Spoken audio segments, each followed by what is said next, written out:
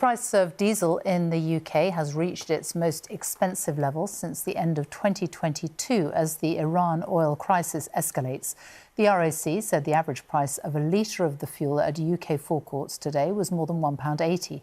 Business leaders from the worlds of energy, shipping and banking met the Prime Minister in Downing Street this afternoon to discuss the impact of the Iran war on the UK. Our business editor, Simon Jack, reports. This Israeli refinery is the latest target of tit-for-tat missile strikes, damaging Middle East energy infrastructure. With US threats to seize Iran's giant Kharg Island oil depot, another possible escalation in a conflict whose economic impact is being felt around the world. Asia, with its high dependence on Gulf oil deliveries, is hardest hit. Shortages in India, rationing in Sri Lanka, and protests in the Philippines. Here in the UK, very little of our physical oil supply comes from the Gulf. But markets are global, and shortages anywhere mean price rises everywhere. And this coach firm has seen its diesel bill rise by £9,000 a week.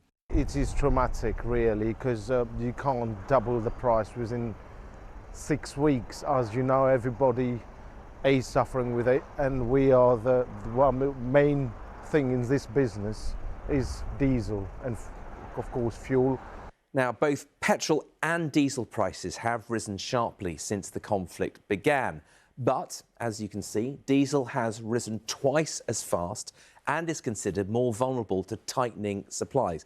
Now, that is partly because the UK imports most of its diesel from abroad. Just 40% of it is refined here, 22% comes from the Netherlands and Belgium. You get an extra 21% coming across the Atlantic from the US, and just 5% coming directly from the Gulf. But these refineries here in Belgium and the Netherlands do get crude from the Gulf, and the tankers delivering there now set sail from the Gulf a month ago before the conflict started. So gaps will start showing up from now, increasing the price pressures. Fuel retailers are urging the government to ditch plans to raise fuel duty in September and follow other countries' lead and cut taxes on fuel now. We've now seen a couple of countries, notably ERA and Australia, actually cut fuel duty. So that's something I'll be requesting of the Chancellor. This afternoon, the Prime Minister brought business leaders and military advisers together to discuss the conflict and how best to help households and the economy. It's not our war, but it is our duty to protect British citizens. Particularly, their concern will be not just the escalation of the war, but this sense that it's going to hit them and their families and their households. Oil prices are very pervasive. They get into farmers' fuel, feed, fertiliser costs, pushing up food prices. Very little escapes the repercussion of a Middle East energy crisis. Simon Jack, BBC News. President Trump says that the US is in serious discussions with what he calls a new, more reasonable regime in Iran. But he's also threatened Iran that unless the Strait of Hormuz is opened, the US would obliterate their electric plants, oil wells and Kharg Island.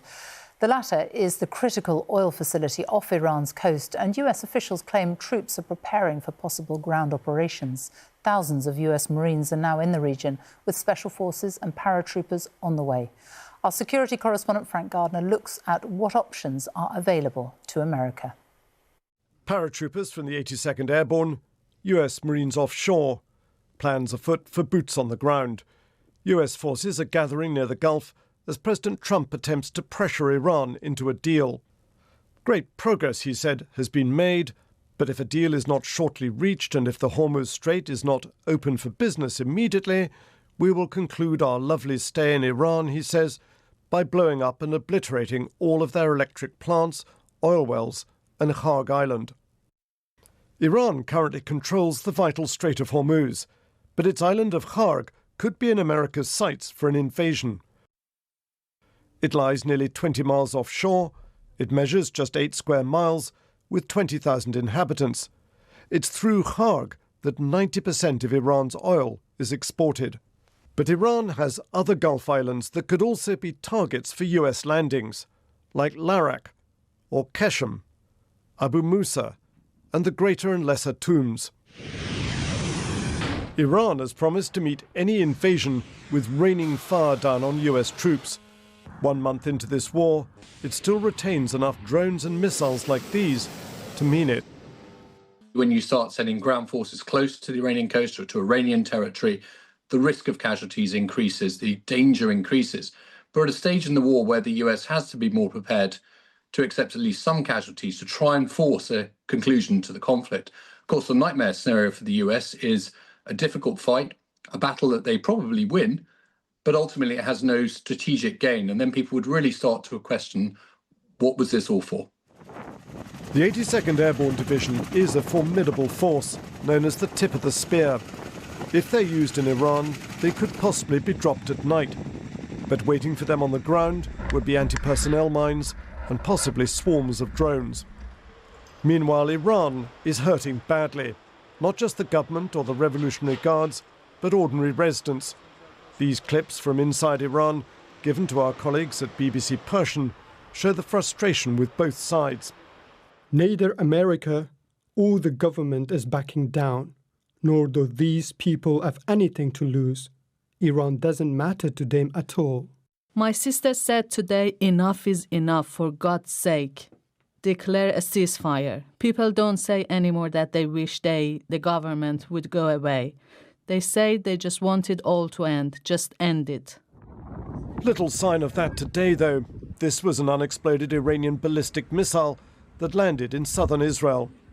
This war has already wreaked so much damage in this region, and yet it could still escalate further. Frank Gardner, BBC News. Meanwhile, the Ministry of Defence says RAF regiment gunners operating in a high-threat area have successfully downed multiple Iranian drones overnight. In Lebanon, the Israeli military said it was targeting Hezbollah's infrastructure in Beirut's southern suburbs. Iran has continued to fire missiles and drones at targets in the Gulf states. Kuwait says a strike on a power station and water desalination plant killed an Indian worker. Turkey's defence ministry has announced that a ballistic missile fired from Iran was intercepted by NATO forces deployed in the eastern Mediterranean. Well, our chief North America correspondent, Gary O'Donoghue, is in Washington for us now, and we're well into the 5th week of this war. How clear are we about President Trump's strategy for it? Well, we're still seeing this twin-track strategy, a strategy of piling on the pressure, continuing the attacks, making new and fresh threats to hit infrastructure, desalination plants, potentially to invade parts of Iranian territory on the one hand, but also sort of talking up the nature of the negotiations, saying they're achieving things when really there's no evidence at the moment that they're anywhere near anything approaching direct discussions. And of course, at that sort of same time, pressure is increasing on the president. He has been pulled in different directions. The Defense Secretary, very hawkish, Pete Hegseth, the Vice President, J.D. Vance, now at the center of these negotiations with much more reservation about this whole thing. I think what we're going to have to wait to see with this new self-imposed deadline of next Monday that the administration has put on itself is that the hope for some kind of conflict resolution is if we get to the point where President Trump really needs an off-ramp for domestic, international reasons, and Iran decides it doesn't want to take any more punishment. That could be the moment where a confluence of interests between the two means they really do want to come together and make a deal.